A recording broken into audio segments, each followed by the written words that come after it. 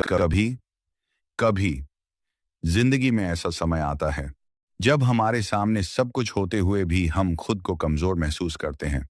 जब हमें समझ नहीं आता कि सही क्या है और गलत क्या।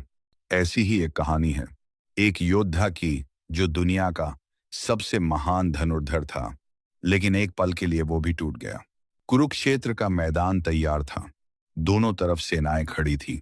एक तरफ कौरव, दूसरी तरफ पांडव, और बीच में खड़ा था अर्जुन, जिसने कभी हार नहीं मानी, जिसकी नजर इतनी तेज थी कि वो सिर्फ लक्ष्य देखता था।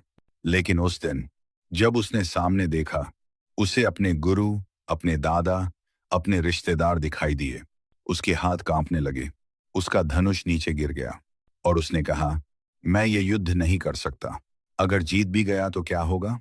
जिनके लिए जीतना चाहता हूं वही नहीं रहेंगे। आप, ये सिर्फ अर्जुन की कहानी नहीं है, ये हम सब की कहानी है। जब हम जिंदगी में किसी बड़े फैसले के सामने होते हैं तो डर लगना स्वाभाविक है। हम सोचते हैं, अगर मैं हार गया तो लोग क्या कहेंगे, और यही डर हमें रोक देता है। श्री कृष्ण मुस्कुराए। उन्होंने अर्जुन से कहा, तुम्हारा काम सिर्फ कर्म करना है, फल की चिंता मत करो। जो सही है वो करो। ईट, चाहे रास्ता कितना भी कठिन क्यों ना हो। उन्होंने समझाया, डर तुम्हारे मन में है, असलियत में नहीं। जो होना है वो होकर रहेगा। अगर तुम सही हो तो पीछे मत हटो।